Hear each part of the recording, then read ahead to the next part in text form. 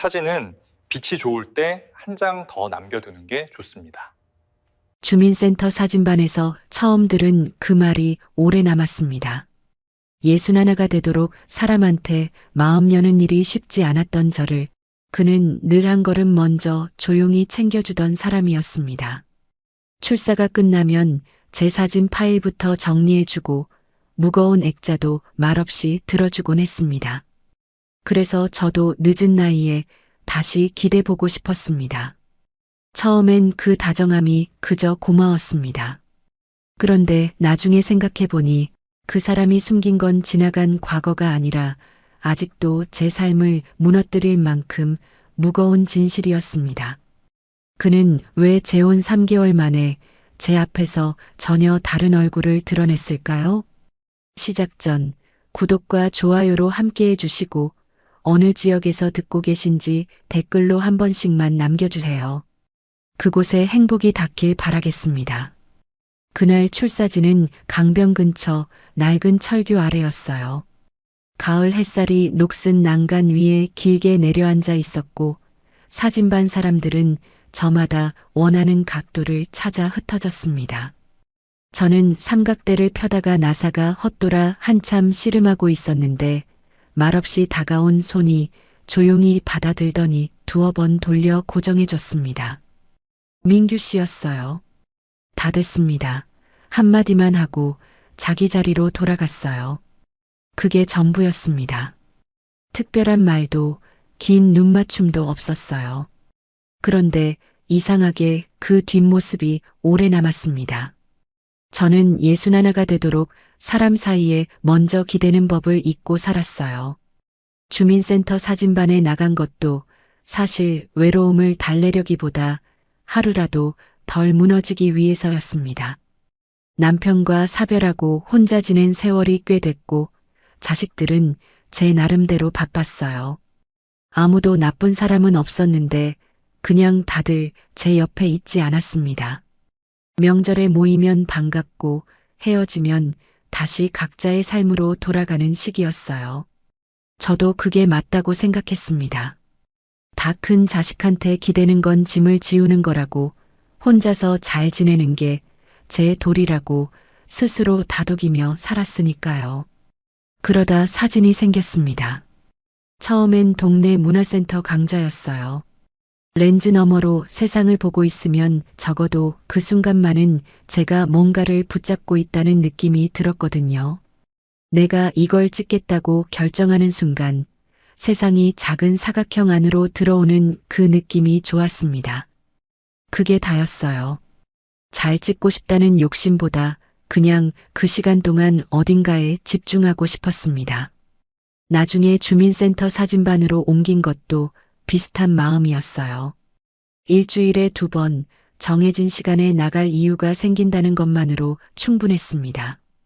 민규 씨는 62이었습니다. 키가 크진 않았지만 서 있는 자세가 단정했고 웃을 때 눈이 먼저 올라가는 사람이었어요.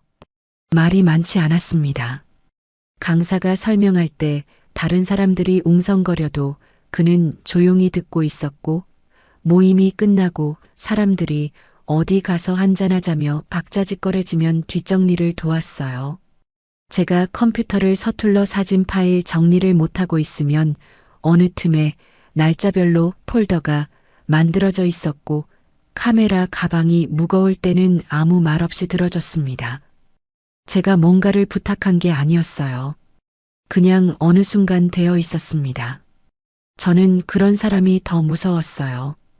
요란하게 잘해주는 사람보다 말없이 챙겨주는 사람에게 더 오래 마음이 남기 때문입니다. 선물을 하고 밥을 사주는 건 누구나 할 수 있어요. 하지만 곤란한 순간에 먼저 알아차리고 다가오는 건 아무나 하는 일이 아니더라고요. 그게 습관처럼 자연스러운 사람은 오랫동안 누군가 곁에서 그렇게 살아온 사람이거나 아니면 그렇게 보이는데 익숙한 사람이거나 둘 중 하나라는 걸 그때는 몰랐습니다. 저는 그냥 그 사람이 원래 그런 사람이라고 생각했어요. 조심스럽고 무게가 있고 믿어도 되는 사람이라고요. 저는 조금씩 그 사람에게 기울고 있었습니다. 스스로 알아차리기 한참 전부터요. 그가 먼저 말을 꺼낸 건 초겨울 출사 때였습니다. 일행이 모두 앞서 나가고 저 혼자 카메라 렌즈의 입김이 서려 닿고 있던 참이었어요. 찬바람이 강 쪽에서 올라오고 있었고 손끝이 벌개져 있었습니다. 그가 옆에 서더니 한동안 말없이 같은 방향을 바라봤어요. 강물이 햇빛을 받아 반짝이는 것도 아니고 그냥 잿빛으로 흐르고 있었는데 그는 그걸 오래 봤습니다. 그러고는 조용히 물었어요. 나중에 식사 한번 할 수 있을까요? 질문이었는데 부탁처럼 들렸어요. 저는 잠깐 렌즈를 닦던 손을 멈췄다가 그래요 했습니다. 짧게 대답하고 나서 괜히 다시 렌즈를 닦았어요. 손이 떨렸거든요. 추위 때문인지 다른 이유 때문인지 그때는 구분이 안 됐습니다. 그게 시작이었습니다. 첫 식사는 사진반 근처 국밥집이었어요. 요란하지 않은 곳이었습니다. 그는 오래전 이혼한 이야기를 담담하게 했어요. 사이가 나빴던 건 아닌데 서로 다른 방향을 보고 있었다고 지금은 완전히 혼자라고 했습니다. 자식은 없었고 이제는 조용히 사는 게 맞는 것 같다고도 했어요. 저는 그 말이 거짓말처럼 느껴지지 않았습니다. 목소리에 힘이 빠져 있었거든요. 억울하거나 분한 기색이 아니라 그냥 오래 지나간 일처럼 평평하게 얘기했어요. 그 평평함이 오히려 믿음직스러웠습니다. 저도 비슷하게 제 이야기를 했습니다. 사별 이후 오랫동안 혼자였다고 자식들이 있지만 저는 짐이 되기 싫어서 거리를 뒀다고요. 그가 잠자코 듣더니 말했어요. 짐이라고 생각하게 만든 게 더 문제 아닌가요? 그 말이 마음에 걸렸어요. 오랫동안 아무도 그런 말을 해준 사람이 없었거든요. 자식들도 친구들도 다들 잘 지내고 있죠 했지 제가 왜 스스로를 짐으로 여기게 됐는지는 물어보지 않았습니다. 그 한마디가 유독 오래 남았어요. 밥을 먹고 헤어져 집에 돌아오는 길에도 자려고 누워서도 그 말이 떠올랐습니다. 우리는 3달 가까이 천천히 만났어요. 같이 출사를 다니고 사진전 준비를 하고 점심을 먹었습니다. 서두르는 사람이 없으니 오히려 자연스럽게 흘러갔어요. 그는 만날 때마다 크게 달라지지 않았습니다. 늘 제 속도에 맞춰 걸었고 제가 말하면 끝까지 들었어요. 사진을 찍다가 제가 같은 구도만 반복하고 있으면 잘못됐다고 하는 대신 저쪽 빛이 더 좋은 것 같다고 슬쩍 방향을 알려줬습니다. 나무라지 않고 이끄는 방식이었어요. 저는 그게 좋았습니다. 그러다 그의 봄, 그가 함께 살자고 했습니다. 저도 고민을 오래 했어요. 이 나이에 또 새로운 관계를, 이라는 말이 목 안에서 자꾸 걸렸거든요. 혼자 사는 것도 이제 익숙해졌는데 다시 누군가와 일상을 맞추는 일이 쉽지 않을 것 같았습니다. 상대방 방식에 맞추다가 제가 또 작아지는 건 아닐까 하는 두려움도 있었어요. 첫 번째 결혼이 나쁜 건 아니었지만 그 안에서 제가 얼마나 오래 저를 지우고 살았는지 알았기 때문입니다. 그 조심이 아직 남아 있었어요.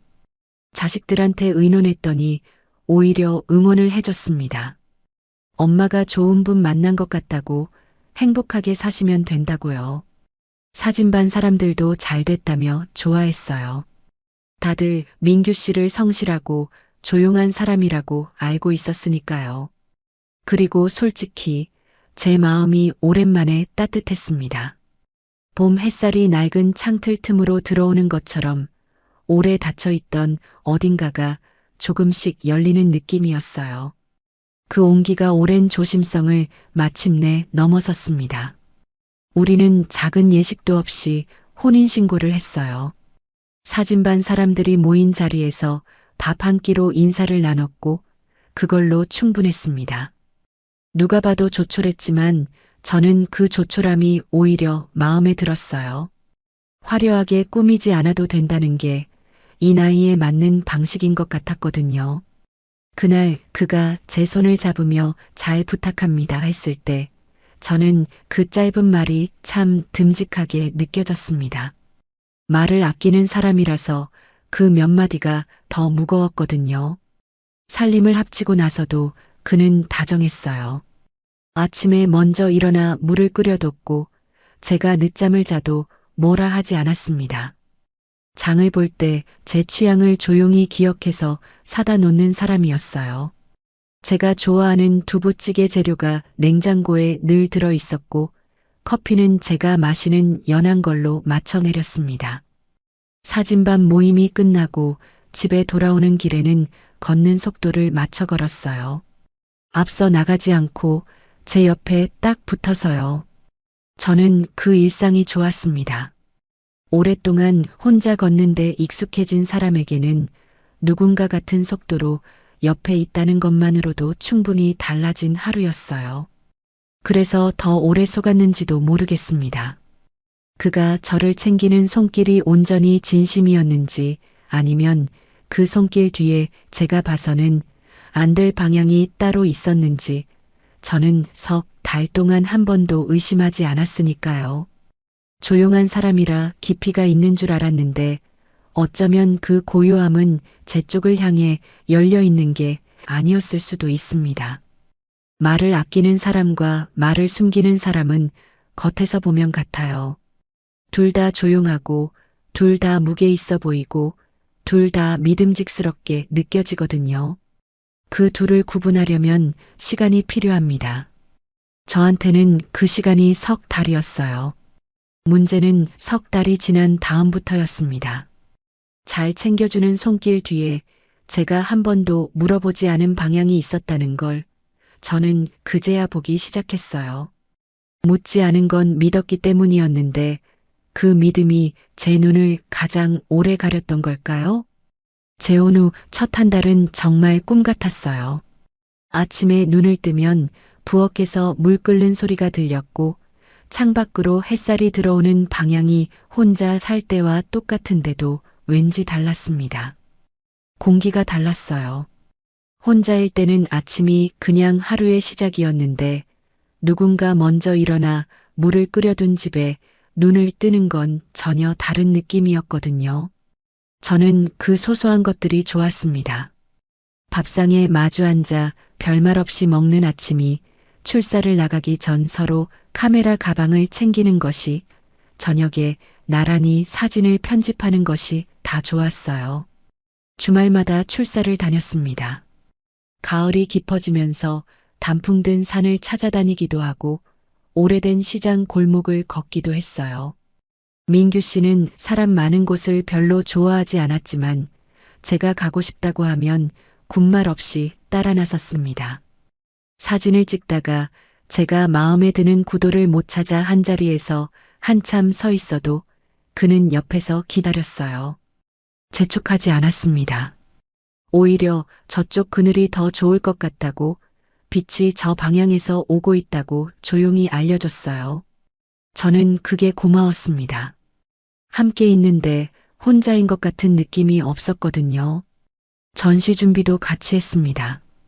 사진반에서 연말에 작은 전시를 열기로 했는데 출품작 고르는 것부터 액자 크기 정하는 것까지 둘이 같이 의논했어요. 그는 제 사진을 꼼꼼하게 봐줬습니다. 잘 찍었다는 말보다 이 사진에서 뭘 보고 싶었냐고 물어보는 사람이었어요. 그 질문이 저를 다시 생각하게 만들었습니다. 저는 그제야 예전보다 사진이 더 좋아졌습니다. 그때까지는 정말 그랬어요. 그런데 2달째에 접어들면서부터 작은 것들이 조금씩 어긋나기 시작했습니다. 처음에는 사소했어요. 출사 날짜를 잡아놨는데 당일 아침에 갑자기 일이 생겼다고 하거나 저녁 약속이 있다고 했는데 연락이 늦게 오거나 했습니다. 한두 번은 그럴 수 있다고 생각했어요. 살다 보면 예상치 못한 일이 생기는 거니까요. 저는 괜찮다고 했고 그도 미안하다고 했습니다. 그걸로 넘어갔어요. 그런데 그 일이 반복됐습니다. 이상한 건 패턴이었어요. 무작위로 일이 생기는 게 아니었습니다. 같은 요일 비슷한 시간대에 자꾸 일정이 어긋났어요. 처음엔 그냥 그런가 보다 했는데 달력을 보다가 문득 그 날짜들이 겹쳐 보였습니다. 매주 수요일 오후 그리고 격주 토요일 오전이었어요. 그 시간마다 그는 뭔가 급한 일이 생겼고 나중에 물어보면 지인 부탁이었다거나 처리할 게 있었다고 했습니다. 구체적인 말은 없었어요. 저도 처음엔 굳이 캐묻지 않았습니다. 재혼한 지 얼마 안 됐는데 일거수일투족을 확인하는 사람처럼 보이기 싫었거든요. 사진반 모임이 있는 날도 그랬어요. 중간에 전화 한 통을 받고 나면 표정이 굳었습니다. 전화를 끊고 나서 괜찮다고는 했는데 그 이후로 자리에 앉아 있어도 어딘가 딴 데 가 있는 것 같았어요. 눈은 앞을 보는데 시선이 닿지 않는 느낌이었습니다. 저는 그게 신경 쓰였어요. 근데 물어보면 별일 아니라며 웃어 넘겼습니다. 워낙 말이 없는 사람이니까 저는 또 그러려니 했어요. 그러다 더 이상한 건 돈이었습니다. 저는 재혼하면서 생활비는 깔끔하게 나눠 쓰자고 했어요. 어느 쪽이 더 많이 내고 덜 내는 구조가 되면 나중에 꼭 어색해지더라고요. 그래서 공동 생활비를 따로 정해두고 나머지는 각자 쓰는 방식으로 하기로 했습니다. 처음엔 그렇게 됐어요. 그런데 석 달이 지나면서 슬금슬금 달라지기 시작했습니다. 전시 액자비가 먼저였어요. 출품작 액자 주문이 들어갔는데 민규 씨가 자기 카드가 한도가 찼다면서 제 계좌로 먼저 처리해 달라고 했습니다. 나중에 정산하면 된다고요. 저는 그러겠다고 했어요. 그 다음엔 사진반 공동 앨범 제작비였습니다. 이것도 일단 제 쪽에서 먼저 냈어요. 또 그 다음엔 인화비, 출력비, 액자 수거 운반비 같은 것들이 이어졌습니다. 한 번에 큰 돈이 나가는 게 아니라 조금씩 나눠서 이어지는 방식이었어요. 그러니 처음엔 이상하게 느껴지지 않았습니다. 정산을 하자고 꺼낼 때마다 민규 씨는 얼버무렸어요. 다음에 한꺼번에 하자. 지금은 그냥 같이 쓰는 거니까 너무 칼같이 나누지 않아도 된다. 는 식으로 넘어갔습니다. 저는 그 말에 또 머뭇거렸어요. 재혼한 사이에 돈 얘기를 먼저 꺼내는 사람처럼 보이고 싶지 않았거든요. 예순이 넘어서 새로 시작한 관계인데 첫마디가 정산이 되면 왠지 제가 너무 각박한 사람 같을 것 같았습니다. 그래서 참았어요. 그냥 넘어갔습니다. 지금 생각하면 그때 한 번만 제대로 짚었어야 했습니다. 그런데 그러지 못했어요. 한 번을 참으면 다음에도 참게 되고 다음에도 참으면 그게 기준이 됩니다. 저는 어느 순간부터 돈 얘기를 꺼내는 게 제 탓인 것처럼 느껴지고 있었어요. 그 느낌 자체가 이상한 건데 그때는 그게 이상한지도 몰랐습니다. 그러다가 사진 파일을 백업하다가 멈춰 섰어요. 민규 씨는 자기 사진 원본을 외장하드에 보관하는 습관이 있었습니다. 제 컴퓨터에도 공유 폴더가 있었고 거기에 같이 쓰는 파일들을 넣어두곤 했어요. 전시 출품작이라든가 공동 앨범 원본이라든가 그런 것들이요. 저는 그날 백업 작업을 하다가 실수로 폴더 하나를 잘못 클릭했어요. 처음 보는 이름의 폴더였는데 열어보니 사진 파일들 사이에 다른 문서들이 섞여 있었습니다. 처음에는 그냥 지나치려고 했어요. 남의 파일을 들여다보는 것 같아서요. 그런데 미리 보기로 파일 이름이 보였습니다. 병원 상담 일정이라고 적힌 것, 보호자 확인 요청이라고 된 것, 그리고 날짜가 찍힌 이체, 내역 같은 것들이었어요. 저는 손을 멈췄습니다. 가슴이 서늘해졌어요. 파일을 열어본 게 아니었는데도 그 이름들만으로 이미 뭔가 어긋나 있다는 걸 몸이 먼저 알았습니다. 사진도 몇 장 눈에 들어왔어요. 사진반에서 찍은 풍경 사진들이 아니었습니다. 어떤 건물 화단, 요양시설처럼 보이는 입구, 응급실 주차장 같은 곳들이었어요. 낮에 찍은 건데 사람이 거의 없었고 각도가 기록용 같았습니다. 예쁘게 담은 사진이 아니라 그냥 그 장소를 남겨두려고 찍은 것 같은 느낌이었어요. 저는 그 사진들을 보며 숨이 조금 막혔습니다. 출사를 갔다가 찍은 거라면 왜 풍경이 아닌 병원 건물이었을까요? 무거운 마음으로 폴더를 닫았습니다. 그날은 더 이상 파일을 건드리지 않았어요.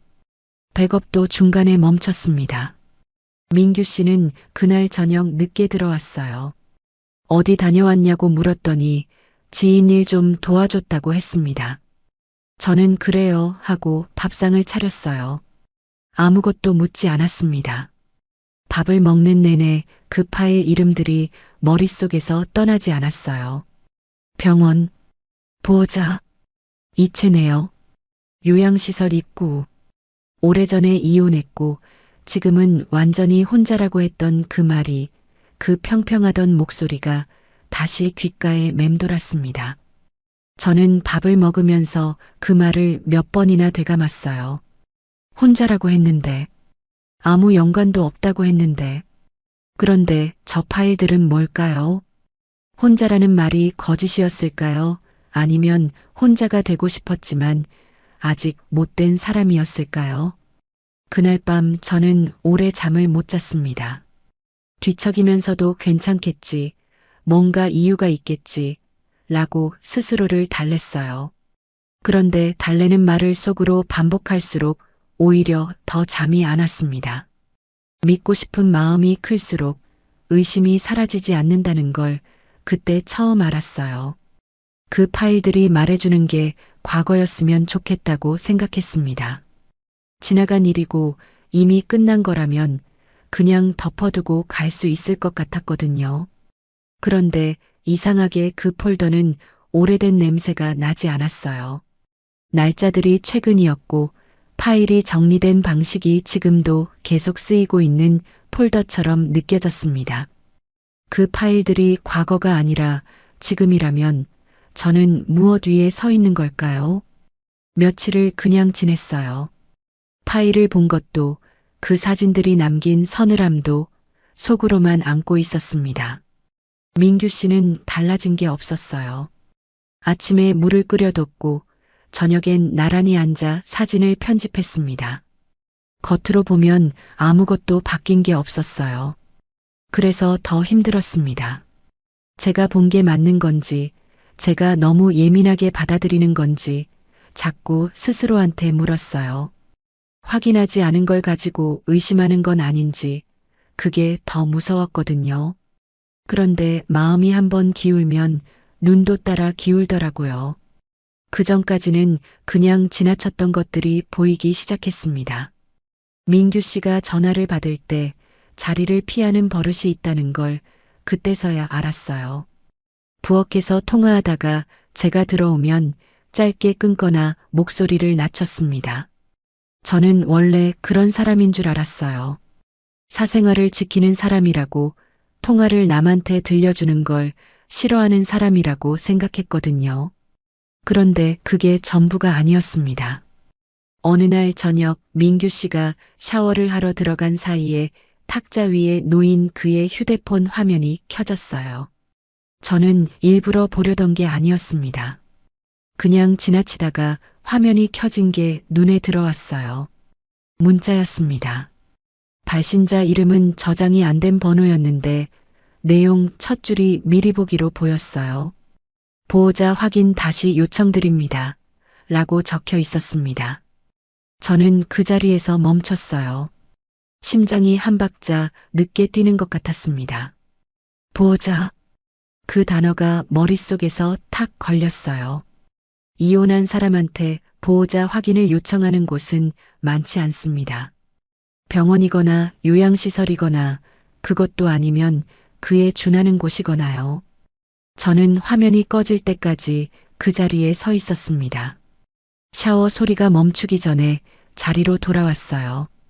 민규 씨가 나오면서 피곤해 보인다고 했는데 저는 그냥 웃었습니다. 오늘 좀 피곤하다고 먼저 들어가겠다고 했어요. 방에 들어와서 불을 끄고 누웠는데 잠이 올 리가 없었습니다. 천장을 보면서 그 단어를 자꾸 되씹었어요. 보호자, 보호자 확인, 다시 요청, 다시라는 말이 걸렸어요. 처음이 아니라는 뜻이었거든요. 그 주가 지나고 나서 저는 결심을 했습니다. 더 이상 혼자 안고 있으면 안 되겠다 싶었어요. 모르는 채로 있는 게 편할 수도 있었지만 모르는 채로 편한 건 진짜 편한 게 아니더라고요. 속이 무거운 채로 웃는 게 더 지치는 일이었습니다. 저는 조용히 때를 기다렸어요. 기회는 며칠 뒤에 왔습니다. 민규 씨가 컴퓨터 작업을 하는 사이에 저는 공유 폴더를 다시 열었어요. 이번엔 실수가 아니었습니다. 그날 백업하다가 봤던 폴더를 찾아 들어갔어요. 파일 이름들이 그대로 있었습니다. 저는 천천히 하나씩 열어봤어요. 손이 떨렸지만 멈추지 않았습니다. 병원 외래 상담 일정표였어요. 날짜가 최근이었습니다. 올해 들어 꾸준히 이어져 있었어요. 보호자 이름 칸에 민규 씨 이름이 적혀 있었습니다. 환자 이름은 달랐어요. 저는 그 이름을 처음 봤습니다. 낯선 이름이었어요. 그런데 서류 아래쪽에 관계 표기가 있었고 거기에는 전 배우자라고 적혀 있었습니다. 숨이 잠깐 멈췄어요. 다음 파일을 열었습니다. 간병비 이체 내역이었어요. 금액은 크지 않았지만 날짜가 규칙적으로 찍혀 있었습니다. 매달 비슷한 시기에 같은 계좌로 나간 기록이었어요. 그 계좌가 누구 것인지는 적혀 있지 않았지만 앞에서 본 이름과 같은 흐름이라는 건 느낄 수 있었습니다. 그 다음 파일은 서류 사본이었어요. 요양시설 입소 관련 서류였는데 보호자 서명란에 민규 씨 이름이 다시 나왔습니다. 서명 날짜도 오래되지 않았어요. 불과 몇 달 전이었습니다. 우리가 재혼 준비를 하고 있던 그 무렵이었어요. 저는 파일을 덮었습니다. 폴더를 닫고 잠시 그 자리에 앉아 있었어요. 재혼 준비를 하던 그 시간에 그는 전처의 요양시설 서류에 보호자로 서명을 하고 있었습니다. 저한테는 한마디도 하지 않으면서요. 그날 저녁 저는 민규 씨한테 조용히 물었어요. 밥을 다 먹고 나서였습니다. 자리를 피하지 않으려고 식탁 앞에 앉은 채로 물었어요. 목소리가 흔들리지 않도록 신경을 썼습니다. 전처분 아직 연락되세요? 민규 씨가 찻잔을 내려놓으며 저를 봤어요. 표정이 굳었지만 놀란 표정은 아니었습니다. 이 질문이 언젠가 올 수 있다는 걸 알고 있었던 것 같았어요. 그는 잠시 있다가 입을 열었습니다. 법적으로는 완전히 끝난 사이가 맞다고 했어요. 이혼한 것도 관계가 정리된 것도 다 사실이라고요. 그런데 전처가 치매 판정을 받은 게 이혼하고 얼마 지나지 않아서였고 전처 쪽 가족이 사실상 손을 놓은 상태라 자기가 아니면 아무도 없는 상황이라고 했습니다. 법적으로는 남이지만 그냥 두기가 어려웠다고 이름만 걸어둔 거라고 했어요. 말하지 못한 건 제가 오해할 것 같아서였다고도 했습니다. 저는 그 말을 다 들었어요. 끊지 않고 끝까지 들었습니다. 그가 말을 마치고 나서도 한동안 아무 말 안 했어요. 창밖이 어두워져 있었고 부엌 불빛만 식탁 위에 내려앉아 있었습니다. 전처가 아픈 건 제가 미워할 일이 아니었어요. 그건 맞습니다. 치매를 앓는 사람을 두고 아무도 없다는데 그게 원망스럽지는 않았어요. 하지만 그건 별개의 문제였습니다. 제가 서러웠던 건 그 사실이 아니었어요. 저는 그 사실을 모르고 재혼을 결정했다는 게 서러웠습니다. 알았다면 달랐을 거예요. 당장 거절했을지, 더 천천히 생각했을지, 아니면 받아들였을지, 그건 모르겠습니다. 하지만 적어도 알고 결정했을 거예요. 저한테는 그 기회가 없었어요. 그 사람이 처음부터 말하지 않기로 결정했으니까요. 제가 선택할 기회를 그 사람이 먼저 가져간 겁니다. 목이 잠겼어요. 울고 싶지는 않았는데 목이 먼저 반응했습니다. 저는 낮게 말했어요. 그 사실을 알았다면 저는 재혼을 그렇게 쉽게 결정하지 않았을 거예요. 민규 씨는 아무 말도 못했습니다. 미안하다고 하지도 변명을 더하지도 않았어요. 그냥 찻잔만 두 손으로 감싸고 있었습니다. 그런데 더 기가 막힌 건 그 다음이었어요. 그가 생활비를 아끼자고 했던 일이 떠올랐습니다. 외식을 줄이자, 불필요한 지출을 줄이자, 전시 비용도 미리 계획을 세우자던 말들이요. 그러면서도 그의 계좌에서 규칙적으로 빠져나가는 돈은 따로 있었습니다. 간병비 이체 내역이 그거였어요. 저한테는 생활비를 나눠 쓰자고 하면서 전처 쪽 비용은 다른 항목에 섞어 처리하고 있었던 겁니다. 제가 낸 전시 비용들이 겹쳐 보였어요. 액자비, 인화비, 앨범 제작비. 나중에 정산하면 된다고 했던 그 돈들이요. 그게 정말 나중에 돌려줄 생각이었는지 아니면 그쪽 비용이 나가는 달에 제 쪽에서 먼저 나가게 해서 자기 부담을 줄이려던 건지 저는 그때서야 의심이 들었습니다. 그리고 그 의심은 아무리 털어내려 해도 떨어지지 않았어요. 민규 씨는 그날 밤 먼저 방에 들어갔어요. 저는 식탁에 혼자 한참 앉아 있었습니다. 불을 끄지 않은 채로요. 찻잔이 식어가는 걸 보면서 이것저것 생각했어요. 처음 만났던 날 삼각대를 고쳐주던 손이 생각났습니다. 렌즈에 서린 입김 국밥집에서 했던 말들, 짐이라고 생각하게 만든 게 더 문제라던 그 목소리도요. 그 말들이 다 진심이었는지 저는 더 이상 확신할 수 없었어요. 사람이 거짓말을 할 때 꼭 없는 말을 만들어내는 건 아니더라고요. 있는 말을 하지 않는 것도 거짓말이에요. 알면서 덮어두는 것도요. 민규 씨는 저한테 없는 말을 한 게 아니었습니다. 그냥 있는 말을 하지 않은 거예요. 완전히 혼자라는 말도, 다 정리됐다는 말도, 틀린 말은 아니었을 수 있어요. 하지만 그 말들 사이에 전처가 있었고, 요양시설이 있었고, 보호자 서명이 있었습니다. 저는 아내가 아니라 그 공백을 메우는 사람으로 들어간 건 아닐까요? 그가 저를 사랑해서 붙잡은 건지 아니면 자기 삶의 구멍을 막을 사람이 필요했던 건지 저는 그날 밤 그 답을 찾지 못한 채로 불을 껐습니다. 그날 밤 이후로 민규 씨와 저는 예전과 같은 것 같으면서도 달랐어요. 밥은 같이 먹었고 출사도 같이 나갔습니다. 사진반 모임에도 나란히 나갔어요. 겉으로 보면 아무것도 바뀐 게 없었습니다. 그런데 식탁 앞에 마주 앉아 있어도 공기가 달랐어요. 전처 이야기를 꺼낸 그날 이후로 우리 사이에는 말로 하지 않은 것들이 더 많아졌습니다. 저는 묻고 싶은 게 있어도 참았고 그는 설명해야 할 게 있어도 꺼내지 않았어요. 서로 건드리지 않기로 암묵적으로 합의한 것처럼 지냈습니다. 저는 그게 더 힘들었어요. 싸우는 것보다 조용한 게 더 무거울 때가 있거든요. 소리를 지르거나 따지면 적어도 뭔가 해소가 되는데 아무 말도 안 하고 옆에 있으면 그 무게가 고스란히 쌓입니다. 저는 아침에 눈을 뜨면 오늘은 어떻게 하루를 버텨야 하나 부터 생각하게 됐어요. 그 생각이 드는 순간 이미 뭔가 잘못됐다는 걸 알았습니다. 그러면서도 바로 나서지 못했어요. 이유가 몇 가지 있었습니다. 첫 번째는 체면이었어요. 예순이 넘어서 재혼했다가 또 관계가 깨졌다는 소리를 듣고 싶지 않았습니다. 사진반 사람들이 그렇게 좋아해 줬는데 몇 달 만에 끝났다고 하면 뭐라고 할지 그 시선이 무서웠어요.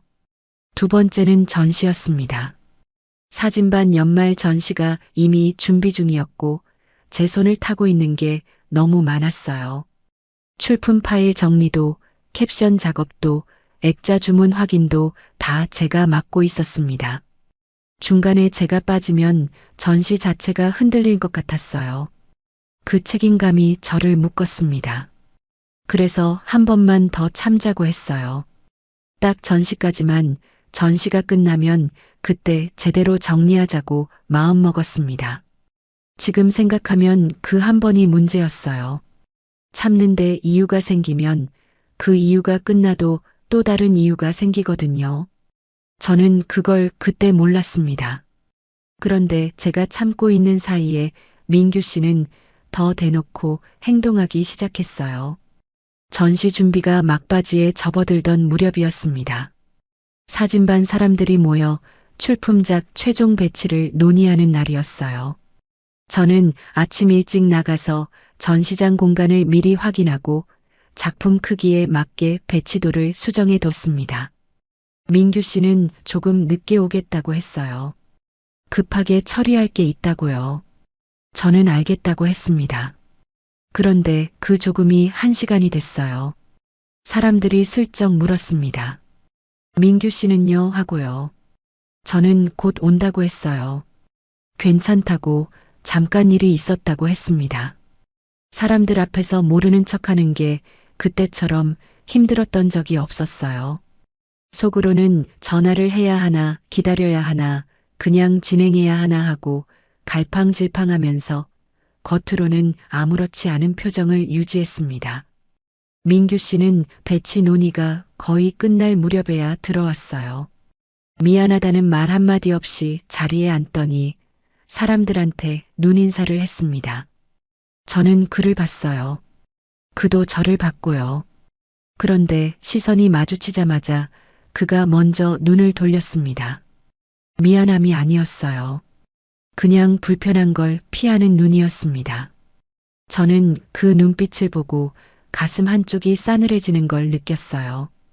그날 돌아오는 길에 저는 한마디 했습니다. 1시간이 넘게 기다렸다고, 사람들 앞에서 설명하기가 곤란했다고요. 조용히 말했어요. 소리를 높이지 않았습니다. 그런데 민규 씨가 한 말이 이거였어요. 이해 좀 해달라고요. 어쩔 수 없는 상황이었는데 왜 자꾸 그러는 거예요? 자꾸 그러는 거냐고 했습니다. 저는 그 말에 입을 다물었어요. 따지고 싶었지만 따지지 않았습니다. 그 이해 좀 해달라는 말이 제가 몇 달 동안 얼마나 많이 들었는지 그 순간 한꺼번에 쏟아졌어요. 병원 연락이 오면 저를 혼자 두고 나갈 때도, 정산 얘기를 흐릴 때도, 늦게 들어와서 설명 한마디 없을 때도 그 말이었습니다. 이해해 달라고요. 이해는 상대가 노력하는 걸 봤을 때 하는 거예요. 매번 같은 말만 반복하는 건 이해를 구하는 게 아니라 양해를 강요하는 겁니다. 저는 그걸 그때서야 정확하게 알았어요. 그 뒤로 며칠이 더 지났습니다. 민규 씨는 점점 더 제 존재를 가볍게 대하기 시작했어요. 출사 준비를 해둔 날 아침에 병원 연락이 왔다며 혼자 나갔습니다. 저는 준비를 다 해두고 현관 앞에 서 있었어요. 그가 신발을 신으면서 미안, 오늘은 안 되겠다고 했습니다. 그리고 문이 닫혔어요. 저는 카메라 가방을 내려놓고 한참 현관 앞에 서 있었습니다. 어이가 없어서 화가 나는 건지 허탈해서 웃음이 나오는 건지 구분이 안 됐어요. 그보다 더 기가 막힌 건 따로 있었습니다. 사진반 정기 모임이 있던 날이었어요. 다들 모인 자리에서 이번 전시 준비 얘기가 나왔는데 누군가 수고가 많다며 민규 씨한테 먼저 말을 건넸습니다. 그러자 민규 씨가 웃으면서 말했어요. 집사람이 예민해서 제가 좀 고생하고 있어요. 가볍게 웃으며 한 말이었습니다. 농담처럼 흘렸어요. 사람들이 어색하게 웃었고 분위기는 금세 다른 주제로 넘어갔습니다. 그런데 저는 그 말이 귀에 박혔어요. 얼굴이 화끈거렸습니다. 예민하다고 했어요. 제가요. 전시 파일을 정리하고 캡션을 교정하고 액자 주문을 확인하고 비용을 먼저 낸 사람이 저였습니다. 그가 병원 연락에 나간 날 혼자 배치도를 수정한 것도, 늦게 들어오는 그를 기다린 것도 저였어요. 그런데 그 자리에서 저는 예민한 집사람이 됐습니다. 자기가 숨겨온 일들 때문에 제가 불편해하는 게 그 입에서는 제 성격 탓으로 나온 거예요. 저는 그 순간 뭔가가 딱 끊어지는 느낌을 받았어요. 화가 난 게 아니었습니다. 정확하게는 더 이상 이 사람을 좋게 보려고 애쓰지 않아도 되겠다는 생각이 들었어요. 그 자리에서 제가 뭘 해도 소용없다는 걸 알았습니다. 반박해봤자 제가 정말 예민한 사람이 되는 거고 웃어넘기면 그 말이 사실이 되는 거니까요. 저는 그냥 아무 말 안 하고 찻잔을 들었습니다. 그런데 그날 집에 돌아오는 길에 저는 처음으로 제대로 생각했어요. 민규 씨가 저를 가볍게 대하는 게 어느 순간부터 시작된 건지요. 처음부터 그랬던 건 아니었어요. 재혼 초에는 달랐습니다. 그런데 제가 전처 이야기를 알게 된 뒤로, 그러니까 제가 뭔가를 알고 있다는 걸 그도 눈치챈 뒤로 달라졌어요. 조심하거나 미안해하는 방향이 아니었습니다. 오히려 반대였어요. 더 대놓고 더 당연하게 대했습니다. 그게 무슨 의미인지 생각했어요. 이미 들킨 사람이 더 조심하지 않는다는 건 들켜도 상관없다는 거예요. 아니면 상대가 결국 참을 거라는 걸 알고 있다는 거거나요. 저는 그 생각이 드는 순간 오싹했습니다. 제가 참는 게 이 사람한테는 허락처럼 읽힌 거였을까요? 조용한 사람이라고 다 무게가 있는 건 아니라는 걸 저는 그때 알았어요. 어떤 사람은 남 앞에서 소리치지 않는 대신 더 교묘하게 사람을 작게 만들더라고요.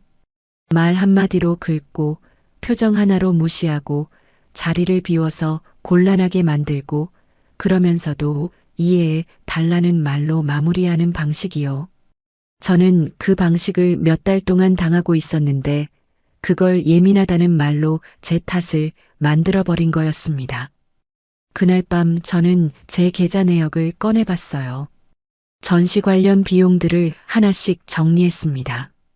액자비, 인화비, 앨범 제작비, 운반비, 날짜별로 적어 내려갔어요. 금액이 하나씩 쌓이는 걸 보면서 이게 다 나중에 정산하면 된다는 말 아래 묻혀 있었구나 싶었습니다. 한 번에 큰 돈이 아니라 조금씩 나눠서 제가 감각하지 못하는 속도로 빠져나간 돈들이었어요. 그리고 저는 그 정산 내역을 지우지 않고 파일로 저장해뒀습니다. 왜 그랬는지는 그때 저도 몰랐어요. 그냥 남겨둬야 할 것 같았습니다. 뭔가를 준비하려는 게 아니라 제가 틀리지 않았다는 걸 제 스스로한테 증명하고 싶었는지도 모르겠어요. 내가 이상한 게 아니라 이 상황이 이상한 거라는 걸 눈으로 확인하고 싶었던 거죠. 그 파일이 나중에 생각지도 못한 자리에서 쓰이게 될 줄은 그때는 몰랐습니다. 전시까지만 참자고 했는데 전시는 이제 며칠 남지 않았어요.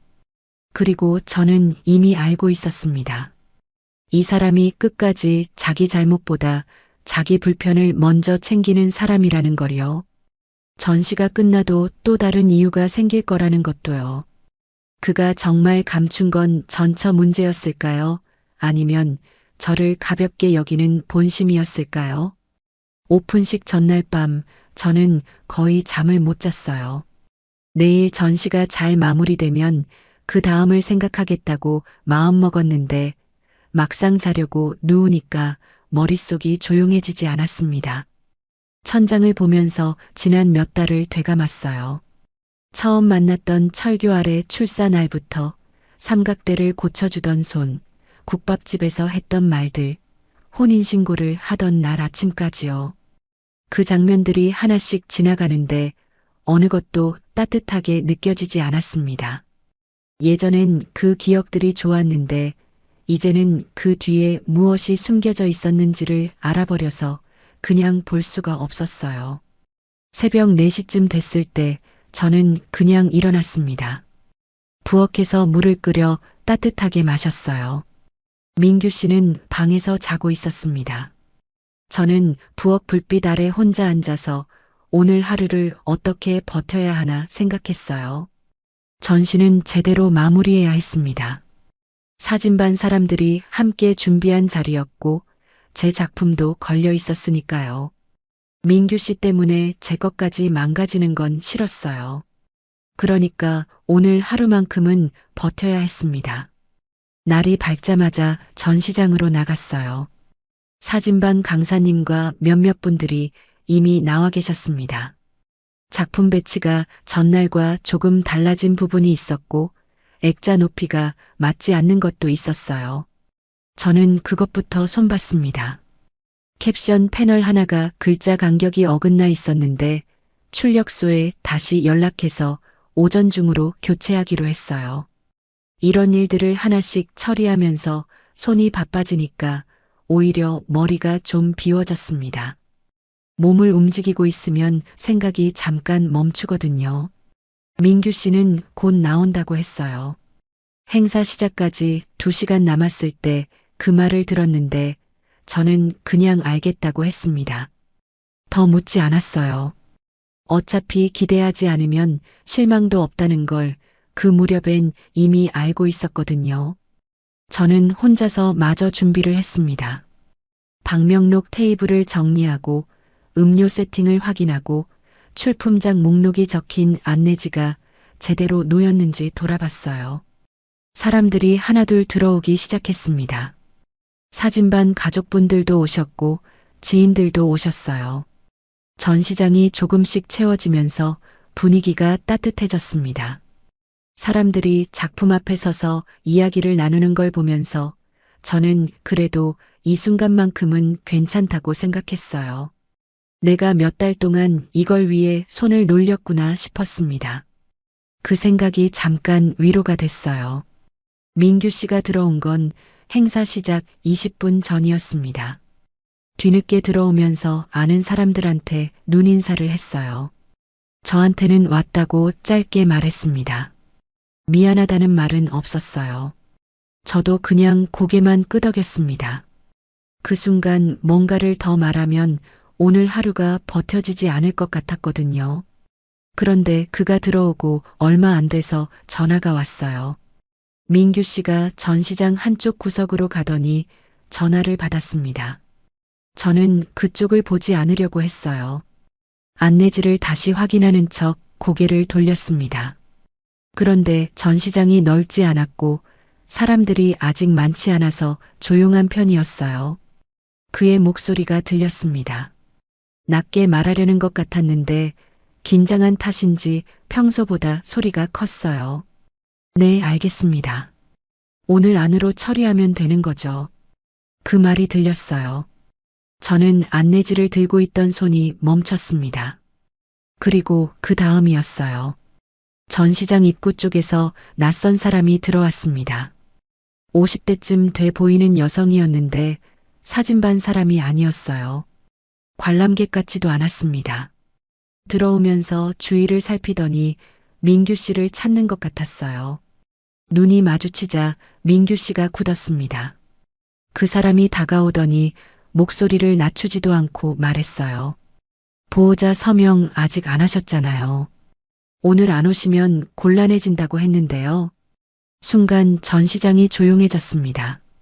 가까이 있던 사람들이 고개를 돌렸어요. 사진반 사람 몇 분의 표정이 굳는 게 보였습니다. 저도 그 자리에 서 있었어요. 이미 다 알고 있는 내용이었는데 그 말이 이 공간에서 다른 사람들 앞에서 터져 나오는 건 전혀 다른 일이었습니다. 알고 있는 것과 공개되는 것은 달라요. 저는 얼굴이 화끈거리는 걸 느꼈어요. 민규 씨가 황급히 그 사람을 데리고 입구 쪽으로 나갔습니다. 잠시 술렁이던 전시장이 다시 제자리를 찾으려는 듯 했어요. 사람들이 어색하게 시선을 작품 쪽으로 돌렸습니다. 저는 그 자리에서 움직이지 않았어요. 움직일 수가 없었습니다. 머릿속이 하얗게 됐다가 오히려 이상하게 차분해졌어요. 그 차분함이 무서웠습니다.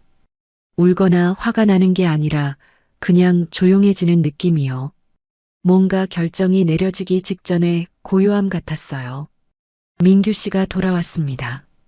들어오면서 주위를 한번 둘러봤어요. 사람들이 보고 있었습니다. 그가 당황한 얼굴로 저를 봤어요. 저도 그를 봤습니다. 그 눈빛 안에서 뭔가를 읽으려고 했는데 그가 먼저 말을 했어요. 사람들 앞에서였습니다. 집사람이 좀 예민한 편이라 제가 설명을 제대로 못했네요. 별일 아닌데 오해가 생겼어요. 웃으면서 했습니다. 가볍게 그냥 해명하듯이요. 저는 그 말을 들으면서 숨을 한번 골랐어요. 예민하다는 말이 또 나왔습니다. 지난번 모임에서도 그 말을 들었는데 이번엔 더 공개적이었어요. 자기가 숨겨온 일이 드러난 그 자리에서 그는 저를 앞세워 방패로 썼습니다. 내가 예민해서 생긴 오해라고, 별일 아니라고요. 몇 달 동안 참아온 것들이, 혼자 처리해온 것들이, 모른 척 기다려온 시간들이 그 말 한마디로 제 성격 탓이 됐어요. 그 말이 제일 오래 남는다고 했던 게 이 순간이에요. 저는 그 자리에서 바로 전시 진행을 맡은 강사님한테 다가갔습니다. 조용히 말했어요. 죄송한데 제 공동 출품작 철회 요청을 드려야 할 것 같다고요. 강사님이 놀란 눈으로 저를 봤어요. 저는 표정을 바꾸지 않았습니다. 할 수 있었던 건 준비가 돼 있었기 때문이에요. 출품 원본 최종본이 제 외장하드에 있었습니다. 캡션 등록 메일도 제 계정으로 연결돼 있었어요. 공동 출품으로 올라간 작품이었지만 실질적인 파일 관리는 전부 제 손에 있었습니다. 저는 가방 안에서 외장하드를 꺼냈어요. 그리고 정산 내역도 꺼냈습니다.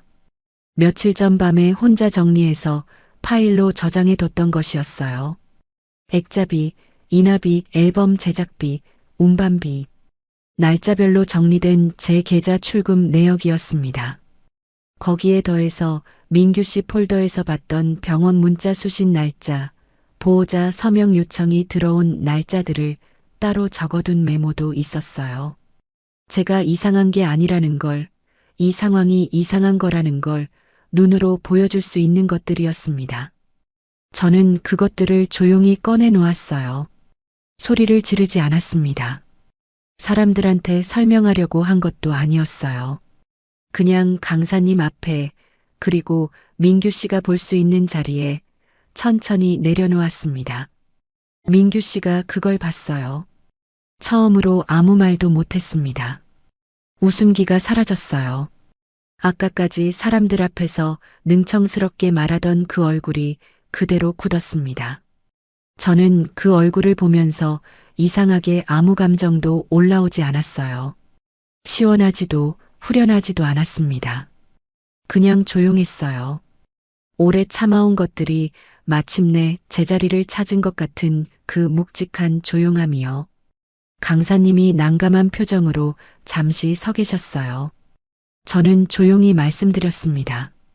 오늘 전시가 잘 마무리되길 바란다고, 저는 여기까지만 하겠다고요. 다른 분들한테 폐가 되지 않으려고 목소리를 낮췄어요. 사진반 사람들이 오래 준비한 자리였고 이 소란이 그분들 것까지 망가뜨리면 안 됐습니다. 저는 외장하드를 다시 가방에 넣었어요. 정산 내역은 민규 씨 앞에 남겨뒀습니다. 가져가도 되고 안 가져가도 상관없었어요. 이미 제가 확인했으니까요. 제가 이상한 게 아니라는 걸, 예민한 게 아니라는 걸 저 스스로한테 증명한 거였으니까요. 전시장을 나오면서 뒤를 돌아보지 않았습니다. 햇빛이 생각보다 강했어요. 눈이 부셨습니다. 저는 잠깐 멈춰서서 눈을 감았다가 떴어요. 바람이 조금 불었습니다. 그 바람이 뺨에 닿는 게 느껴졌어요. 울 것 같지 않았습니다. 그게 오히려 이상했어요. 몇 달을 버텨온 게 이렇게 끝나는데 왜 눈물이 나지 않는지 잠깐 생각했어요. 그런데 곧 알았습니다. 이미 오래전에 충분히 아팠던 것 같았어요. 모르던 걸 알게 된 그 밤에 혼자 식탁에 앉아 찻잔이 식어가는 걸 보던 그 밤에 현관 앞에서 카메라 가방을 내려놓던 그 아침에 저는 이미 조금씩 마음을 정리하고 있었던 것 같았습니다. 오늘은 그게 밖으로 나온 거였어요. 그날 망가진 건 제 체면이었을까요? 아니면 끝까지 숨길 수 있다고 믿었던 그의 얼굴이었을까요? 전시장을 나온 날 오후 저는 곧장 집으로 돌아가지 않았어요. 한동안 그냥 걸었습니다.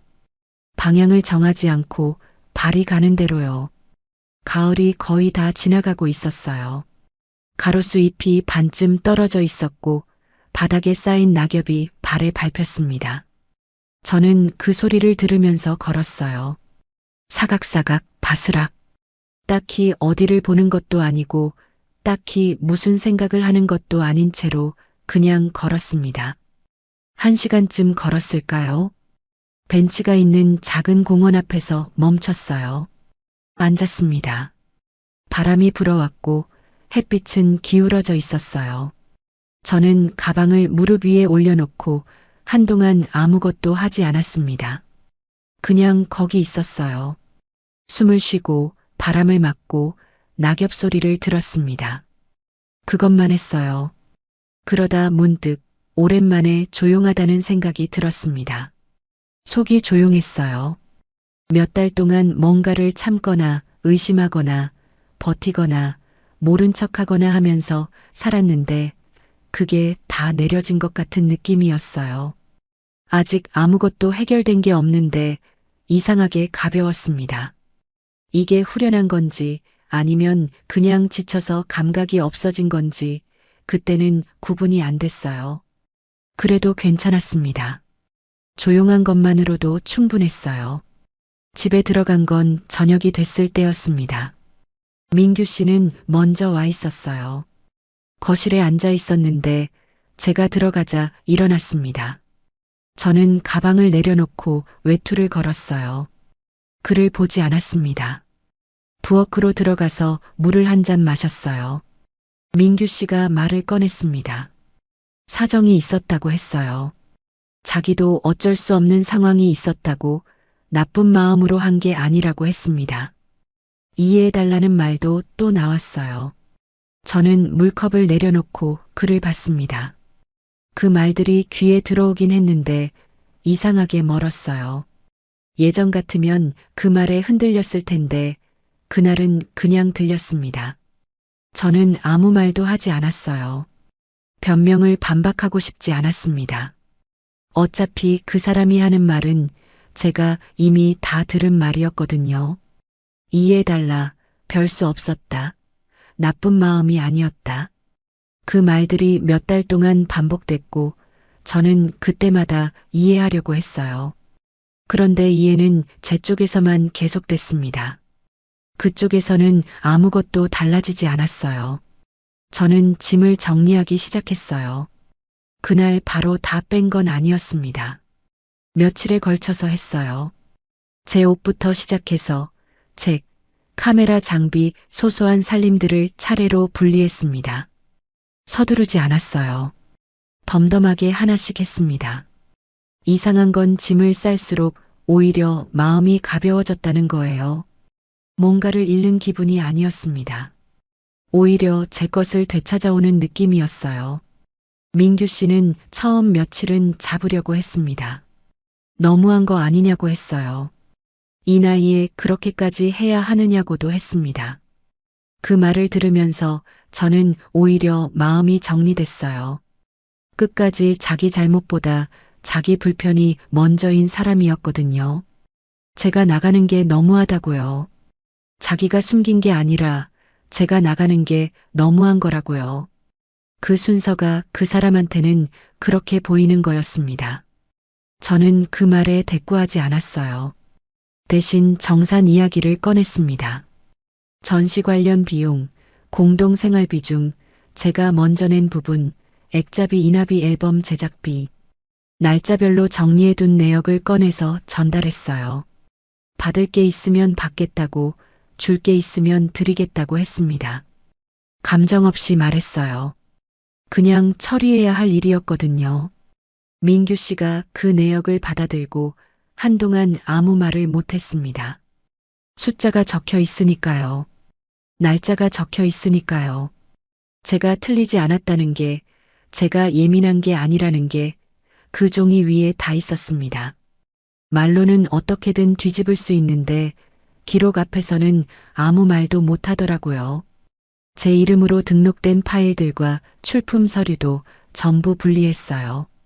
캡션 등록 계정, 출품 원본 파일, 공동 앨범 원본, 전시 관련해서 제 손을 탄 것들을 전부 정리했습니다. 민규 씨 것은 민규 씨한테 돌려줬고 제 것은 제 외장하드에 담았어요. 깔끔하게 나눴습니다. 오래 걸리지 않았어요.